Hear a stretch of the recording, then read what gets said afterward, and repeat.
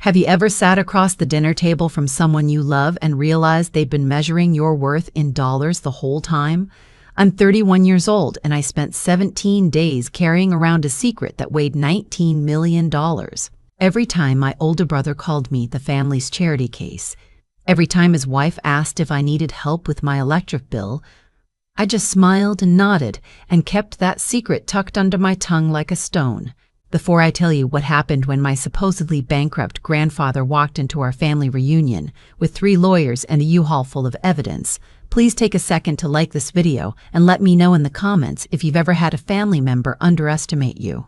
It would mean the world to me. Thank you. My name is Holland Briggs. I work as an occupational therapist at a rehab clinic in Asheville, North Carolina, helping stroke patients learn to button their own shirts again. I drive a 2014 Subaru Outback with a coffee stain shaped like Florida on the passenger seat, and I rent a small bungalow that smells like the rosemary bush my landlord planted right under the kitchen window.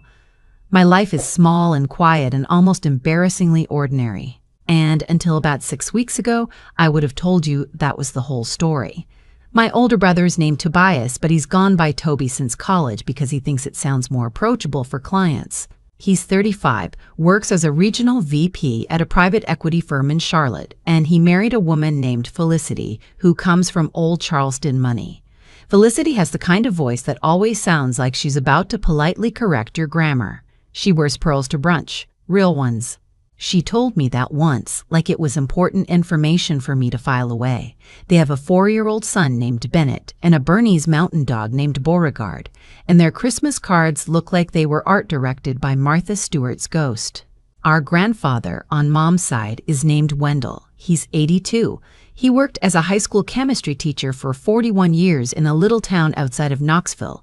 And after Grandma died in 2019, he sold the farmhouse and moved into a 1-bedroom apartment above a barber shop. He drives a 2003 Ford Ranger that rattles like a coffee can full of nickels. He wears the same 6 flannel shirts in rotation, washes Ziploc bags and hangs them to dry on the dish rack, and clips coupons out of the Sunday paper even though he lives alone. The first weekend of every month he drives down to visit me. We make tomato sandwiches and watch Jeopardy, and he falls asleep in my recliner with a paperback open on his chest. 6 weeks ago, on a Tuesday afternoon, I got a phone call while I was eating leftover pad thai out of the container at my kitchen counter. The caller ID said Memphis, Tennessee, and I almost let it go to voicemail because I figured it was another spam call about my car's extended warranty. But something made me pick up. The voice on the other end was crisp, formal, and a little bored. Miss Briggs, my name is Hollis Vandenberg. I'm an attorney with Vandenberg, Crook, and Ashby. I'm calling about a matter related to your grandfather, Wendell Pruitt. Are you available to come in for a meeting tomorrow? I almost dropped my fork. Is Grandpa okay? Did something happen? Your grandfather is in perfect health, Miss Briggs. This is a matter of estate planning. He has asked me to speak with you privately, and the matter is, I'm sorry to say, somewhat time-sensitive. The next afternoon I drove 4 hours to Memphis and sat in an office that looked like a movie set, with leather chairs and a clock that ticked too loud, and a view of the Mississippi River through floor-to-ceiling windows. Mr. Vandenberg looked exactly like a lawyer should look, white hair combed flat, navy suit, reading glasses on a little chain around his neck. He had a folder in front of him so thick it had its own zip code. Miss Briggs, he began, and then he paused, and I knew right then whatever was coming was going to flip my entire life upside down. Your grandfather has for many decades kept a substantial financial position quiet from his family. He has decided that the time has come to begin distributing his estate. He is, of course, very much alive, but he is using a revocable living trust to transfer assets while he can still oversee the process himself. I nodded like I understood half the words. I didn't. The total value of the trust currently sits at just over $23 million. I laughed. I actually laughed out loud, this awful nervous bark that echoed off the bookcases. I'm sorry, you have the wrong family. My grandfather lives above a barbershop. He buys generic peanut butter. Mr. Barbershop. Vandenberg gave me this small, tight smile that lawyers must practice in mirrors. Your grandfather inherited a small parcel of land in 1968 from his uncle. That land was later determined to sit on top of a significant zinc deposit. Your grandfather leased the mineral rights in 1974, reinvested the royalties due every market cycle since, and lived by every visible measure exactly the life of a small-town schoolteacher. By choice, Miss Briggs, not by necessity. I felt the blood leave my face. I thought of every single time Grandpa had said no to a refill at Cracker Barrel, every patched elbow on his flannel shirts, every time he split a single coupon between 2 cans of green beans. There are conditions, Mr. Vandenberg said. The trust will be split between you and your brother, Tobias Briggs. However, the split is not equal. You are to receive $19 million. Your brother will receive a separate, smaller portion to be revealed at a later date. There is one strict condition you must follow, or the entire amount transfers to a charitable foundation in your grandmother's name. What's the condition? You may not reveal the existence of this trust to any family member, including your brother, until after the family reunion at the lake house in 3 weeks. After the reunion has concluded, your grandfather will personally inform the rest of the family. If you reveal it sooner, you forfeit everything. I sat there in that leather chair for what felt like a year. Why would Grandpa do this? Your grandfather is a very thoughtful man. He has reasons. Trust him. I drove home that night with my hands shaking on the steering wheel, and I pulled over twice on I-40 because I couldn't see the road through the tears. Not happy tears, just overwhelmed tears. The kind you cry when reality cracks open and you don't know what shape it's going to be when it hardens back up. The next 3 weeks were, without exaggeration, the hardest 3 weeks of my life. Toby called me 4 times in that span. Once to ask if I'd be bringing a +1 or, just yourself again to the reunion. Once to gently suggest I look into a side gig because Felicity had read an article about therapists struggling financially. Once to ask if I could pick up Grandpa on my way to the lake because I have more flexibility with your schedule, since you don't have, the same kind of demands. And once to remind me that the dress code at the reunion dinner was smart casual and to maybe text him a picture of what I was planning to wear, just in case. Each call I bit my tongue so hard I could taste copper. Each call I pictured $19 million sitting in an account with my name on it, and I told myself, you can do this. You can keep your mouth shut. You can survive 17 more days. On the Saturday before the reunion, I drove out to see Grandpa at his apartment. He made us tuna sandwiches with pickles on white bread, the way Grandma used to. He didn't bring up the trust.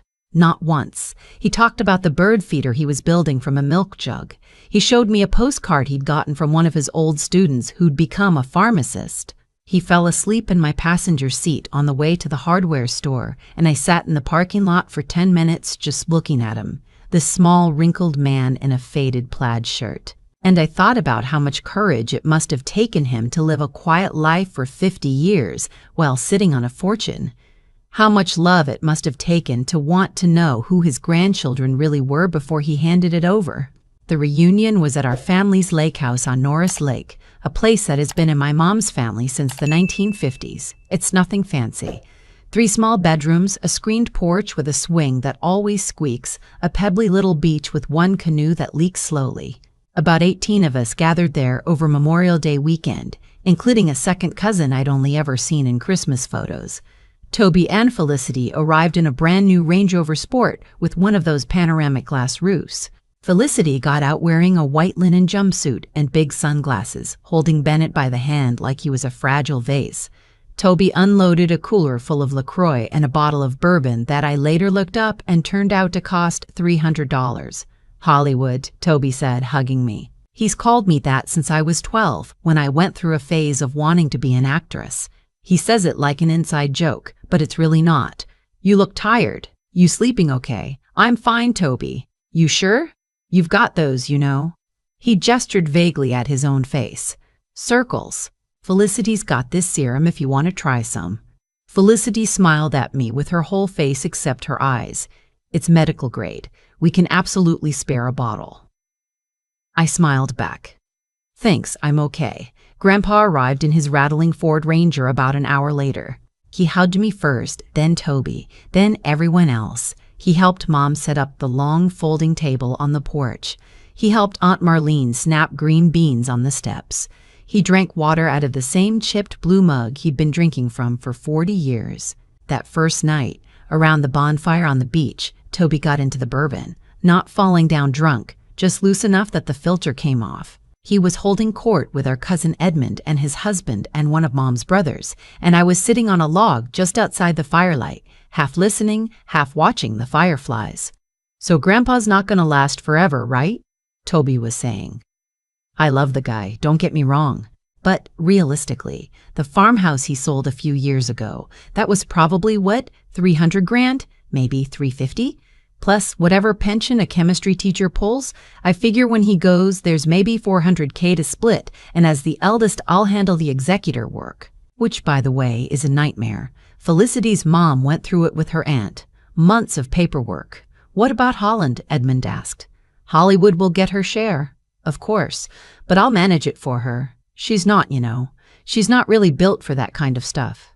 She rents. She drives a Subaru with 180,000 miles on it. She's never had an investment account in her life. I'll set her up with one of our junior advisors at the firm and put her in something safe." "That's so sweet of you," Felicity said. She'd come up behind him without me noticing. "Holland's lucky to have you looking out for her. Some siblings, you know, they fight over every little thing." I sat there in the dark, and I felt my whole face go hot, and I bit the inside of my cheek so hard I tasted blood. They were already dividing up money that didn't exist. They were already deciding I needed a guardian. Toby was 35 years old, and he still thought of me as the little sister who needed someone to cut up her chicken nuggets. I went up to bed early that night and lay in the upstairs guest room with the window open, listening to the lake slap against the dock.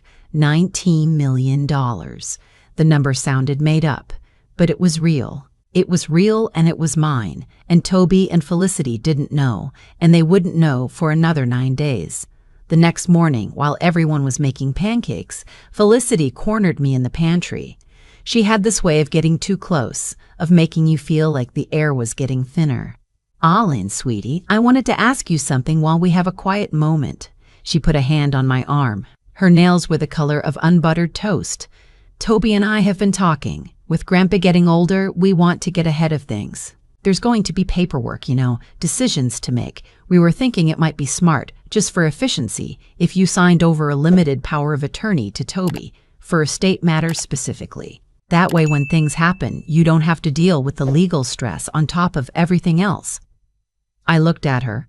I looked at her perfect blowout and her pearl earrings and her hand on my arm with its toast-colored nails, and I almost laughed. "That's so thoughtful," I said. "Let me think about it. Of course, of course." She squeezed my arm. "There's no rush. Just, you know, there's a window where these things are easier to handle. Before things get complicated." I went out to the porch and sat next to Grandpa, who was working on a crossword puzzle with a stub of a pencil. He didn't look up. He just patted the swing next to him, and I sat down, and the swing squeaked the way it has squeaked my whole life. We sat there for maybe 20 minutes without saying anything. That's a thing about Grandpa. He doesn't fill silence. He lets it be what it is. 5-letter word for a thing kept hidden, he said finally, without looking up. Secret. He penciled it in. He still didn't look at me. Hard thing to keep sometimes. I felt my eyes sting. He knew. Of course he knew. Mr. Vandenberg had probably called him the moment I left the office. "Yeah," I said. "It is. Worth it, though, when it's the right kind." He patted my knee and went back to his puzzle. We didn't say another word about it.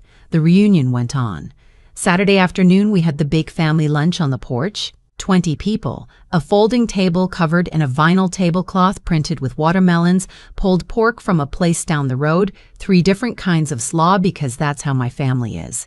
Toby gave a toast. He stood up at the head of the table with his bourbon and he raised his glass. "To family," he said, "and to Grandpa, who taught all of us the value of hard work, and to whatever the future brings. We're all in this together." Everyone clinked glasses. I clinked my glass with Grandpa's blue-chipped mug. He winked at me, just barely, just enough that I knew. Sunday morning, the day everyone was supposed to pack up and head home, the doorbell rang, which is strange, because the lake house doesn't have a real doorbell. It has a screen door that bangs.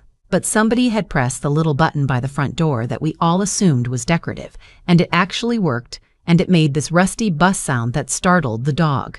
I was the closest, so I went to answer it. Standing on the porch were 3 people in suits, 2 men and 1 woman, Mr. Vandenberg, whom I recognized immediately, plus a younger woman with a leather portfolio, plus a 3rd man holding a small video camera on a tripod under his arm. "Miss Briggs," Mr. Vandenberg said, tipping his head. "Your grandfather is expecting us." Behind me, the entire family was now in the living room. Toby had a coffee mug halfway to his mouth. Felicity was holding Bennett. My mother was holding a dish towel. Aunt Marlene was holding her glasses, having just taken them off to clean. Grandpa stood up from the rocking chair in the corner. He wasn't wearing his usual flannel. He was wearing a dark gray suit I'd never seen before. He'd combed his hair flat. He looked taller somehow. "Everyone," he said, in the same calm voice he probably used to teach chemistry to high school sophomores for 41 years. "Please sit down. We're going to have a family meeting. It's going to take about an hour." Toby's coffee mug stopped on its way to his mouth. "Grandpa, what's going on?" "Are you okay?" "I'm fine, son." "Sit down, please." We all sat. 18 of us crammed into the lake house living room, on the couch, on the kitchen chairs we dragged in, on the floor. Mr. Vandenberg took a seat next to Grandpa. The young woman opened her portfolio.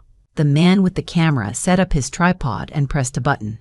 "This is being recorded for legal purposes," the woman said. "Please continue." "For the last 50 years, Grandpa began, folding his hands on his lap, "I have been holding a piece of information back from this family. Not because I didn't trust you, but because I wanted to know who you all really were before money got involved." Toby's face went a shade I had never seen on a human being before, like skim milk. "In 1968, my Uncle Earl left me a tract of land in northeast Tennessee. That land turned out to sit on top of a zinc mine. I leased the mineral rights, lived modestly, and reinvested every dollar. Today, the trust I have built is worth approximately $23.1 million. The room made a sound, not words, just a collective inhale, like everyone had been punched at the same time. Toby found his voice first. Grandpa, that's incredible. Why didn't you ever say anything? We could have helped you manage it. We could have. That's exactly why I didn't say anything, son." Toby blinked. "I'm sorry? 3 months ago," Grandpa said, "I asked Mr. Vandenberg here to begin contacting my heirs.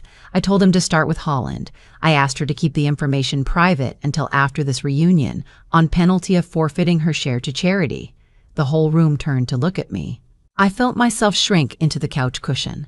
"I wanted to see," Grandpa continued, "how the family treated her this weekend, knowing that she was, in fact, the recipient of the largest portion of the trust, $19 million.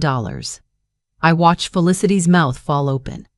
Actually fall open, like a cartoon. "Hollywood," Toby said. He tried to laugh. It didn't work. Wait, what? You knew this whole weekend?" "Yes," I said very quietly. "I knew, and you didn't say anything." "No, I didn't, Grandpa." Toby turned, and his voice had a new edge to it, a bargaining edge. "Grandpa, I think there's been a misunderstanding. Holland is wonderful. We love her. But she rents. She has no investment experience. She doesn't even have a 401k. I don't think she's equipped to manage a sum like that. With all due respect, I think we need to have a conversation about how this is structured." Mr. Vandenberg raised one finger, very politely. "I'm afraid the trust documents are already executed and notarized, Mr. Briggs. The structure is final." "Final?" Toby's voice had gone up half an octave. "Grandpa, please, we need to talk about this. Felicity and I have been planning. We bought the new house assuming. There are obligations. Bennett's school. Grandpa, please." Grandpa looked at him. Not unkindly. Just looking. "You bought a house assuming what, son?" Toby shut his mouth. He had walked himself into a corner, and he knew it. "Mr. Vandenberg," Grandpa said, "would you go ahead and play the recordings, please?" The young woman with the portfolio set up a small Bluetooth speaker on the coffee table. She tapped a tablet. A familiar voice came out of the speaker. "So Grandpa's not going to last forever, right?" It was Toby, from the bonfire. 2 nights before, crystal clear, the blood drained out of his face all over again, this time in slow motion. "How?" he whispered. "How do you have?" "I asked your cousin Maverick to leave his phone in his shirt pocket on voice memo for the duration of the reunion," Grandpa said. "He's a good kid," he agreed. I looked across the room. My cousin Maverick, who is 19 and a sophomore at UT, gave a tiny apologetic shrug. "Hollywood will get her share." Of course, Toby's recorded voice continued. "But I'll manage it for her. She's not, you know. She's not really built for that kind of stuff." The young woman tapped the tablet again. A different recording, Felicity's voice in the pantry yesterday morning. "It might be smart, just for efficiency, if you signed over a limited power of attorney to Toby." Felicity made a sound like a tea kettle starting to boil. Mr. Vandenberg cleared his throat. Mrs. Vandenberg cleared his throat. "Briggs, attempting to obtain power of attorney over an heir in advance of a known transfer with intent to control the assets is a matter the Tennessee Bar takes a dim view of. I would encourage you to be very careful about your next several sentences." Felicity shut her mouth. Grandpa let the silence sit for a long moment. Then he said, "Toby, son, I need you to understand something. I'm not angry. I'm disappointed, but I'm not angry. You spent this weekend treating your sister like a child and your dying grandfather like a piggy bank. I was a high school teacher for 41 years. I know what disappointment looks like, and I know what character looks like, and I know the difference." Toby's eyes were wet. "Grandpa, I'm not finished, son. The trust I have set up for you is $600,000. It's locked in a structured payout, $50,000 a year for 12 years. It cannot be borrowed against. It cannot be accelerated. It will pay out steadily, the way I want you to learn to live." "600,000, Toby repeated, like he was trying to taste the words. "You have been spending money that isn't yours for a long time, son. Felicity's family money. Your bonuses you haven't earned yet. The new house. I went to your closing. Did you know that? I sat in my truck across the street, and I watched you and Felicity carry a bottle of champagne up to your front door. A house with 5 bedrooms for 3 people. And I cried, Toby. Not because I was proud. Because I was scared for you." Toby was actually crying now. Quietly, Felicity was staring at the floor. "And one more thing." Grandpa nodded at Mr. Vandenberg, who pulled a folder out of the briefcase. "The check Felicity's father wrote you for the down payment, the $212,000. He came to see me last month. He's worried, Toby. He told me he's been quietly funding you for 3 years. He asked if I could help. I told him I had a different idea about what helps." Felicity made a small wounded noise. "Daddy talked to you?"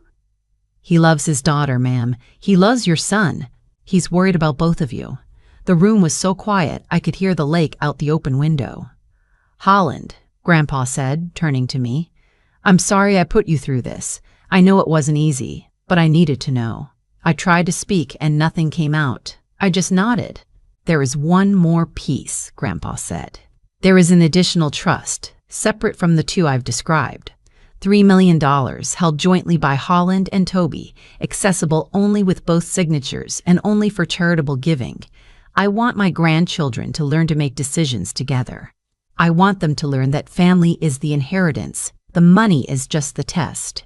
Mr. Vandenberg packed up his folders. The young woman packed up her tablet. The man with the camera packed up his tripod. They tipped their heads to Grandpa and they walked out the front door, and I watched them get into a black SUV and drive away down the gravel road. Nobody moved for a long time. Mom got up first. She walked over to Grandpa and put her hand on his shoulder and didn't say anything. Aunt Marlene started picking up coffee cups. Bennett, who had been watching everything in confused silence, asked if he could go play on the dock. Felicity took him outside. Toby sat on the couch with his face in his hands. I stood up, walked over, and sat next to him. I didn't say anything for a while. Then I said, "I would have given you half. You know that, right? If you'd just been kind to me this weekend, if you just asked how I was, I would have given you half. He didn't look up. I know you would have, Hollywood. His voice cracked. That's the worst part. I know you would have. That was about a month ago. Toby and Felicity drove home that afternoon. They didn't say goodbye. The Range Rover went up for sale on the dealer's lot 2 weeks later. So did the house. Felicity's father, it turns out, had been the co-signer on the mortgage, and when he pulled out, the bank repriced everything. They're moving into a smaller place in a more reasonable suburb. Toby took a step down at his firm, voluntarily, and is meeting with the financial advisor that Grandpa recommended. He texted me last week. It just said, "Thinking about you. Sorry, coffee soon? I haven't answered yet." "I will, I'm just not ready." Felicity emailed me a long apology. "I haven't read it." "I will, eventually. I'm just not ready for that either." Bennett FaceTimed me yesterday to show me a Lego dinosaur. He's 4. He doesn't know any of this. As far as he's concerned, Aunt Holland is still the one who plays Candyland with him until she falls asleep on the floor. I'm fine with that being our whole relationship for a while. I haven't quit my job. I have no plans to quit my job. I went into the clinic on Monday and I sat with Mr. Petrocelli, my sweet 78-year-old patient who's recovering from his second stroke, and I helped him learn how to grip a fork again, and I watched his eyes light up when he successfully speared a piece of pear, and I thought to myself, I have $19 million, and I am exactly where I want to be. I paid off my student loans. I paid off my mom's mortgage, which I did anonymously through Grandpa's lawyer, because she's proud, and I know she'd refuse if I offered. I bought a new washer and dryer. I bought myself a pair of nice hiking boots. That's it so far. The rest is sitting in accounts that Mr. Vandenberg and a financial advisor he recommended are helping me think about slowly. I started a small fund through my clinic for stroke patients who can't afford their co-pays for therapy. I named it after Grandma. It's not a huge thing, about $150,000 to start, but it'll keep growing. Grandpa came down last weekend the way he always does. We made tomato sandwiches. We watched Jeopardy. He fell asleep in the recliner with a paperback open on his chest. When he woke up, he looked at me over his reading glasses and said, "You're not different. I was hoping you wouldn't be." "I had a good teacher," I said. He patted my hand. "I love you, kid. I love you too, Grandpa." I think a lot about what would have happened if I'd cracked. If I'd told Toby that first phone call when he made the comment about my side gig. If I'd flashed the secret like a card to win an argument. I would have lost everything. Not the money. The money would have just gone to charity, which honestly wouldn't have been the worst outcome. I would have lost the chance to see who my brother really was when he thought no one important was watching. That's what Grandpa gave me. He didn't give me $19 million. He gave me a mirror that showed me my own family in true light. And then he gave me time and resources to figure out what to do with that information. Toby and I will figure something out eventually. There's a $3 million charitable trust we have to manage together, which Grandpa designed specifically because he wanted to force us into a room. He's a sneaky old man. I love him for it. If you're sitting on a secret right now, I want to tell you something. Secrets are heavy. They feel like rocks in your pocket.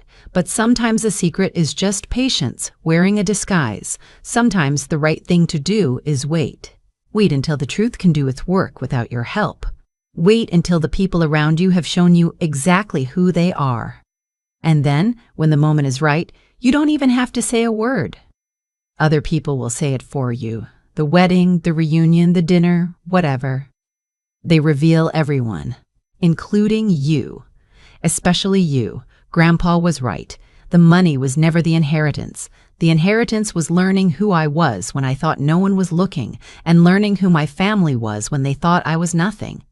Thank God I kept my mouth shut.